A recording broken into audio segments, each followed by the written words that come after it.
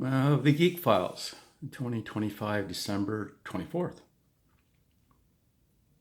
So we finished the contract in Ray Point and then flew back to Inuvik. Pretty uneventful. And I don't know why we flew directly to Inuvik and didn't go over to Sax Harbor for fuel. Maybe on the way up we really didn't need to go to Sax Harbor. They wanted to make sure we had full fuel before we ventured up north in case we got lost, which turned out to be a good thing.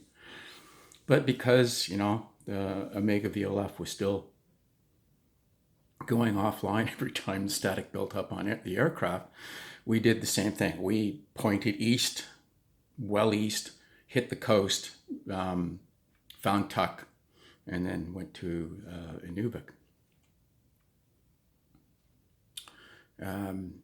The Arctic is really weird. In the summer, you have 24 hours of sunlight, and the atmosphere is a bit thinner. So it gets hot. It gets really hot when the sun's out, and it gets really cold when the sun's not out. The barrens are basically permafrost, so this constant sunlight melts the top layer, melts the snow on the top. There's not much snow up there. Most of snowstorms are just big snow being blown around in a circle because there's nothing to stop the wind. It just goes around and around in a circle. So the snow and the permafrost gets melted, so it becomes this big swamp basically, which is a really great breeding ground for mosquitoes, black flies, and no-see-ums. If you don't know what a no-see-um is, good for you. They are vicious little animals. So we landed in Inuvik, and Dean, being the captain, gets off the aircraft and goes over to call base. Remember, long before cell phones, we're still using landlines and fax machines. So it's sunny, so Greg and I climb out on the top of the Caribou and go out to the tail, just lounge, just enjoying the sunshine after Ray Point. And Dean comes back and says, we got a layover because they're negotiating the next contract and they don't want us to move. So Ken Bork had a crew house there. I think they still had a helicopter at that time there. And so the helicopter pilot and his wife still had the crew house. So off, Dean and Greg grab their gear, go off and catch a taxi. And it's sunny and it's bright, and I'm going to take this opportunity to work on the aircraft because it needs work. So it's hot, so I get out my t-shirt and shorts, but I know that, so there's a breeze which is keeping the bugs at bay.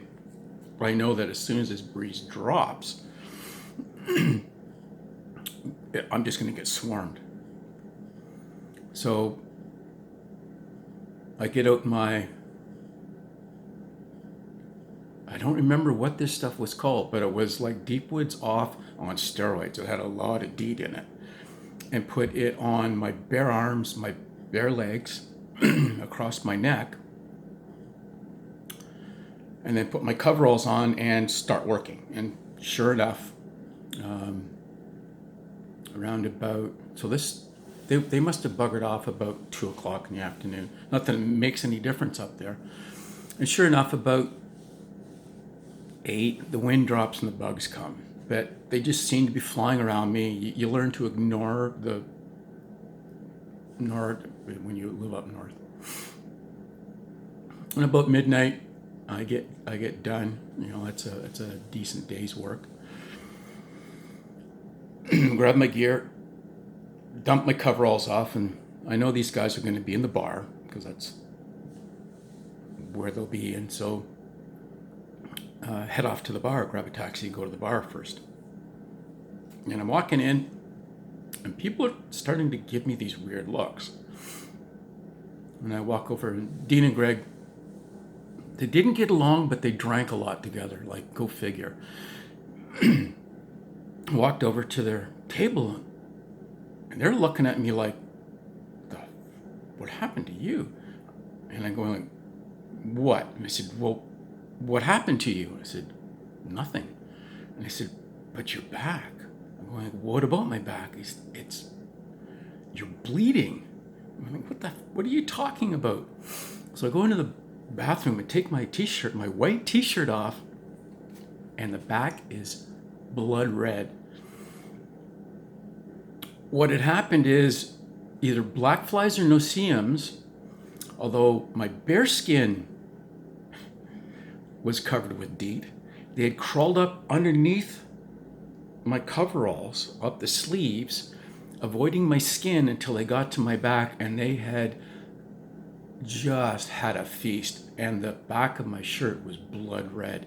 It looked like I had been flayed alive. It must have been no-see-ums because they didn't hurt. No, that's really characteristic. Welcome to Inuvik.